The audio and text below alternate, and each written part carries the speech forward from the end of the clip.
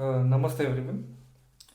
I'm trying to make this video today on the birth anniversary of the great son that India has ever produced, Sri Netaji Subhash Chandra Bose, or called as Netaji, the Supreme Leader, or Subhash Babu. Before going into much details and fact about what I'm going to talk today, uh,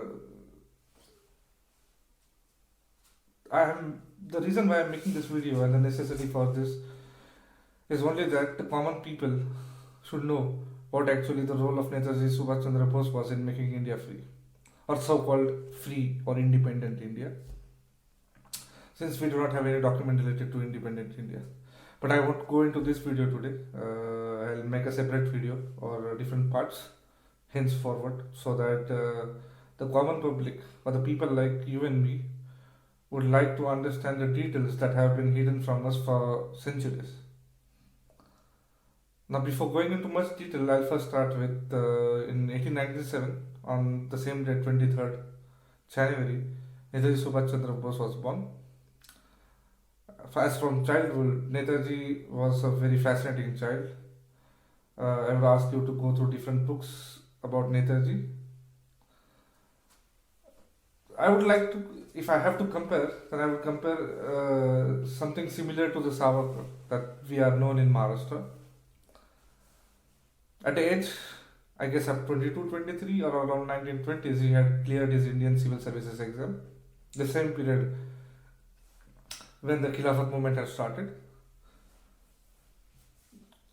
After 1.5 years or so working for Indian Civil Services, Netaji Subhash Chandra Bose left the job and decided to join Indian National Congress and work for motherland. The only motive behind joining Indian National Congress or starting the freedom struggle was to make India free from the clutches of British colonies. I do not know. I mean, I'm just today trying to speak from my heart. I don't have any political agenda. I don't belong to any political party, nor do I belong to any religious institute. What I believe is cause of India, Indian wing, and Dharma should prevail. But before going into much details of Netaji, I would initially like to stand a narrative. The narrative that has been personified on us since our childhood. The one song that I have been hearing since my childhood, and which fascinated me actually when I was small, is दे दी हमें आजादी बिना खड़क बिना ढाल साबरमती के संत तूने कर दिया कमाल. I mean, I am not against any leader who fought for India. But what I am against is, or what my questions in this video is going to be, the motive behind what these people have been working for. We have been hearing this song since our childhood, and the narrative, the grand narrative building, and the amount of investment and money has been invested in doing this is enormous. We can't even compare it. We can't even compare it to the children that have actually fought for our motherland.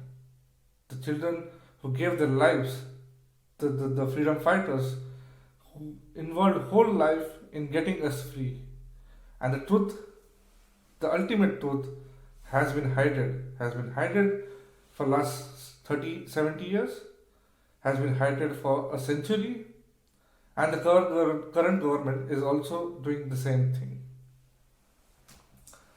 Now, before going to the main facts, I'd like to tell something what Netaji is all about.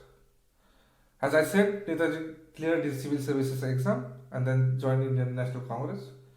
While going to the Indian National Congress, his popularity started becoming very fast.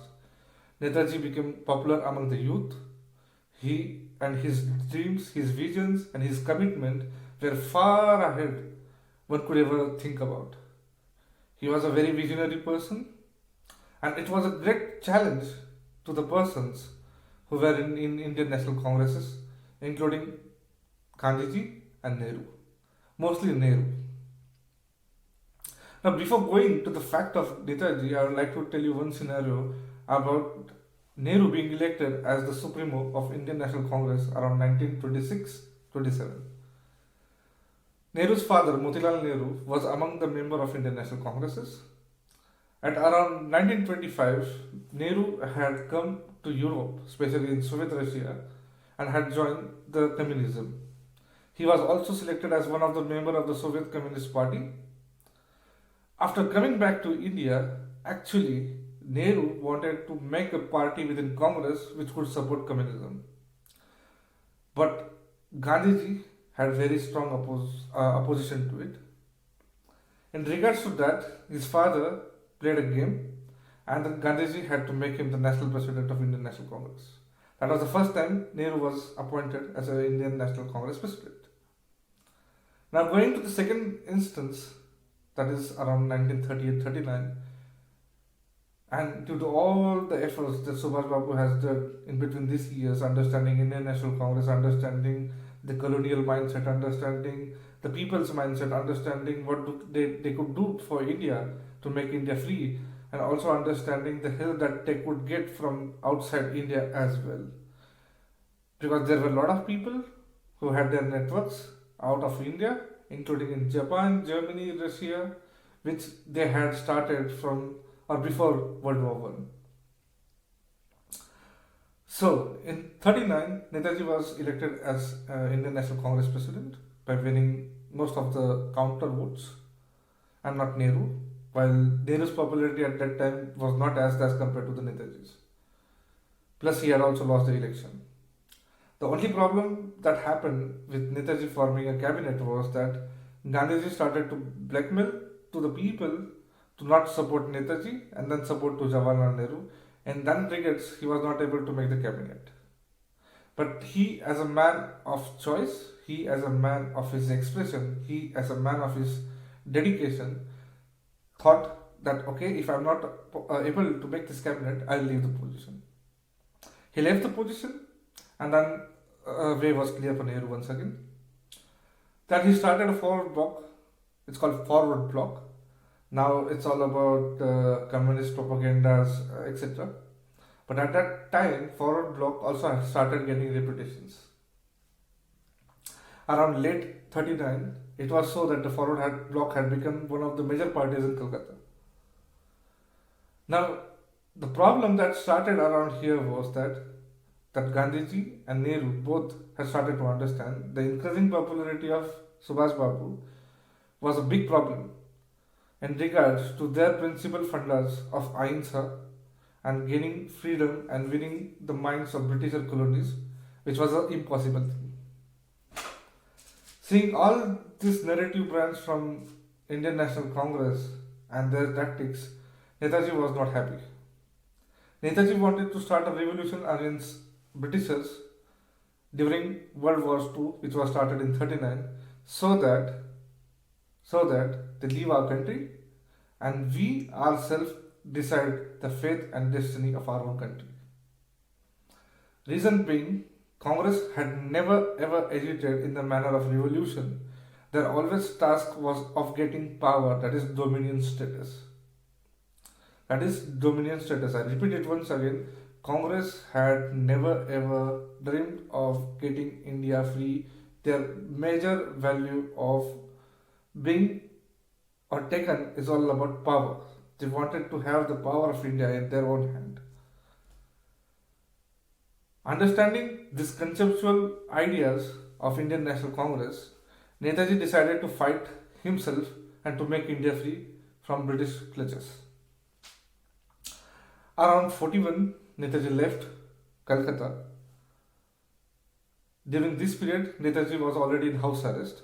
House arrest demanded by the same congresses, especially the ones which we thought him always all of our life, that who gave us the freedom, were also behind this thing.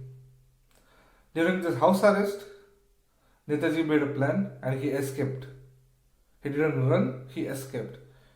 He escaped through Pakistan, current time Pakistan, and went to Soviet Russia, and then from Soviet Russia he went to Germany. Being a part of German culture today, and I living currently in Germany as well, it makes me proud and it makes me feel confident that a person during those era can come along this way and fight for the motherland, why couldn't I? I know I'm not a big person. I don't have that much of right. I don't have that much of financial power. Nothing. But what I can do or what I can try at my best is to provide the knowledge, because everything can go, but knowledge cannot. So again, going back to the point. So in 1942, as I said, in 1941, Netaji Babu, Subhash Babu had already reached in Germany. Then he had a plan of visiting Hitler, since Hitler was in Axis power and they were against the Allied powers.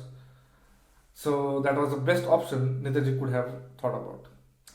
Actually, all this began in 39. In 39, Netaji Babu had asked Congress and including Gandhiji that we should not support Britishers anymore, because once we did the same mistake during First World War One, and what we got was Jallianwala Bagh and massacre of thousands of innocent Indians. In order to that, we should not do the same mistake and support Britishers.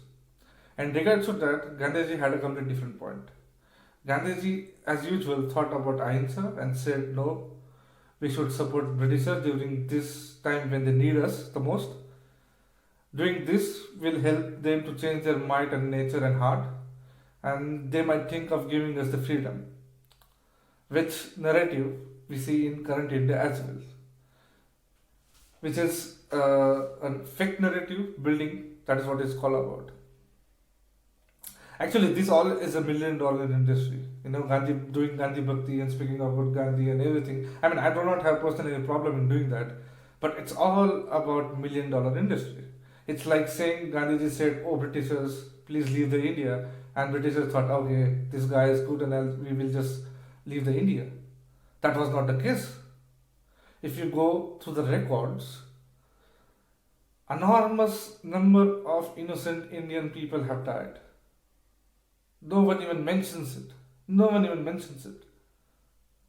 It was not the case with ahimsa, and the pujaris of ahimsa just said, and then the British left India. That was not the case. This is the huge myth and narrative building that has been created and enforced on us for last 70 years, even including current government, which is called as Rashtra Bhakta government. Anyways, I don't want to go into these things now. I'll go back to my point. So in 1939, as I said, Netaji had already started making his point. He said, if India has to got to free, this is the best movement India could fight back. We should not support Britishers during the Second World War. We should make them force and leave our country. Now, coming back to the point when Netaji Babu had escaped from Calcutta and reached Germany in 41, he tried to meet Hitler several times, but it all happened after a year. But meanwhile, he had already started broadcasting radio messages from Germany. This was the thing which, when came back to India, the people started getting more energy. They started thinking, if a guy alone, himself, can travel such a long and fight his own battle to make India free, why shouldn't we, who are living in India and we know the current status? This gave a lot of energy to the young Indians, especially living in India.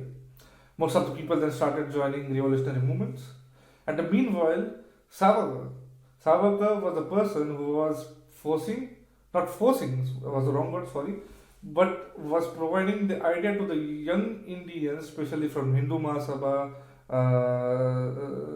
then other Hindu organizations, to join the military forces. Reason being, in 39 or around 40, there were around 35 to 40% of Muslim regiments in British army. As compared to the Hindus or Indians, it was only 15%. They both, especially Netaji and Savarkar, both had falsified, if this continues, then there may be problem in Punjab and Bengal. The half of the Bengal and Punjab that we have currently is only because of this vision that they had seen before or foreseen it.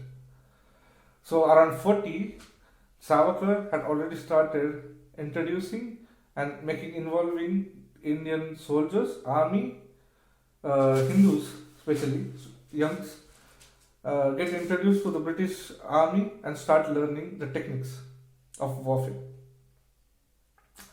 Now, if we compare this to what Netaji has done, so Netaji went to Germany in 41, then in 42, around in May, he met Hitler.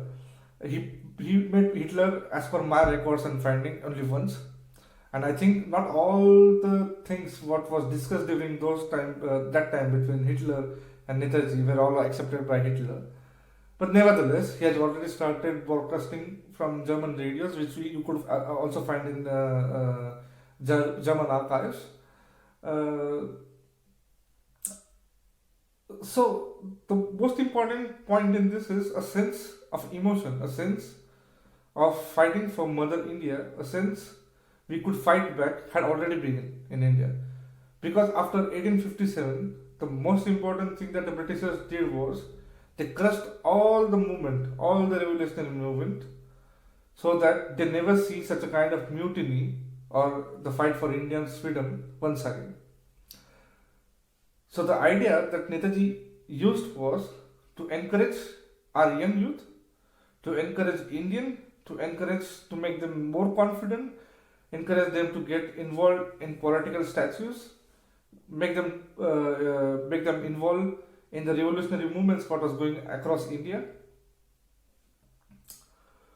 So now coming back to 42, the problem what happened was in Africa, most of the African continent, British lost their colonies to Germans, and then Germans had captivated Indian armies which fought for Britishers during those period.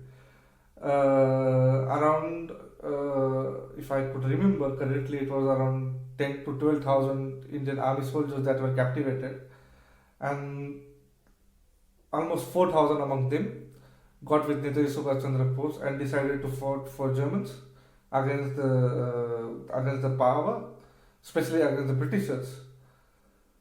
So the base which started becoming was in Germany. So here in Germany, you could find that he had started already gathering all the Indian soldiers that those fight for Britishers, and those were captivated.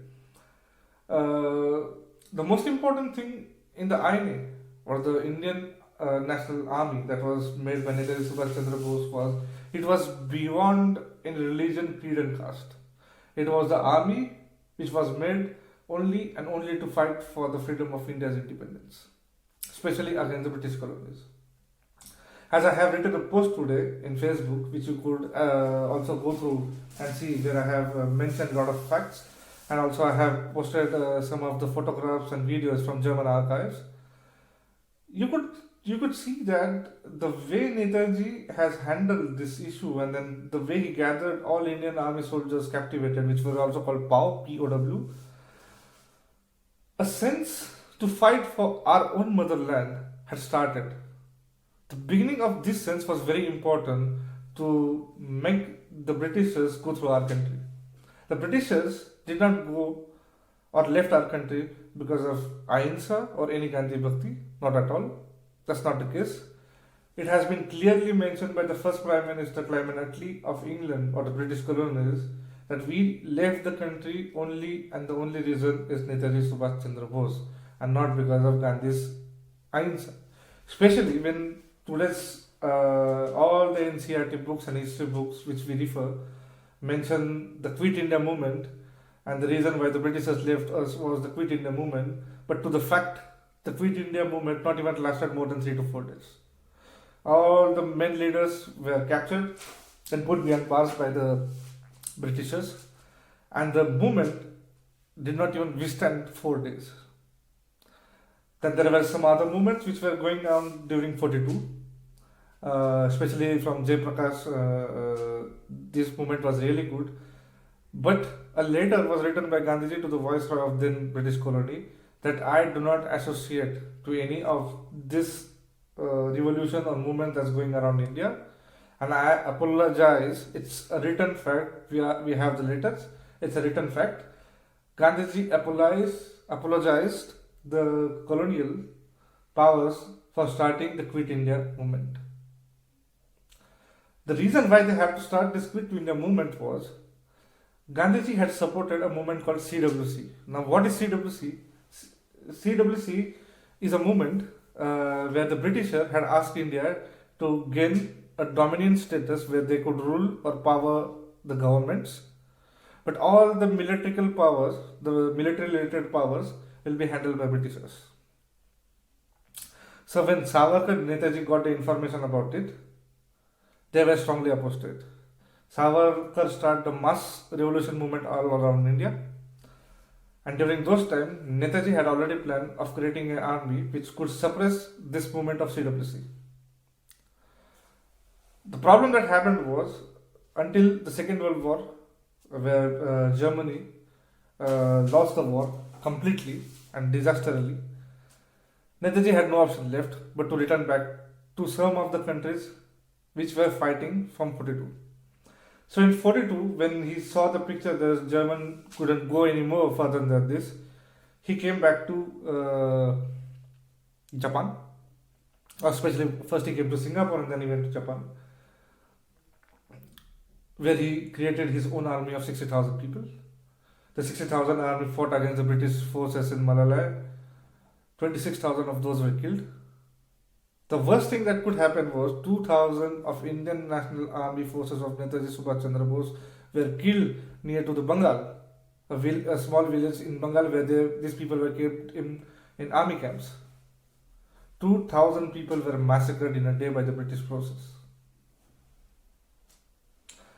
All these facts, all these incidences have been kept away from us, completely kept away from us. There is no mention of any such incidences in our history books.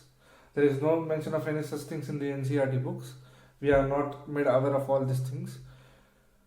I mean, to speak this is all very simple thing, but to make this happen, it's a very difficult thing. A lone person traveling from India, Calcutta, back then to Afghanistan and then to Soviet Russia and then coming back to Germany and fighting his war for motherland, it's a very big thing. The reason why I have been told always that we got the independence of Quit India movement, which didn't even last for 3 days. All the movements that were started by Gandhiji were failed. Completely failed. The main reason why India got free actually became after September 1945. And the reason being INA trials. When INA trials had started, the mass uproar that Netaji and the followers got within India was extremely huge. Extremely huge. So, I would say this was a brief introduction that I could give today on the birth anniversary of Sri Netaji Subhash Chandra Bose. I know there are more and many more points that has to be discussed in detail. I'm planning to make or try to make a series of such lectures or such informative videos that could be provided and shared with the common Indian people and public all over the world. I mean, I wouldn't force you or I wouldn't even ask you, but I would say it's our task or our responsibility to share or to inculcate the shared values of the people that who have done a lot for our motherland and has not been given any kind of respect. So that's all for today. Jai Hind.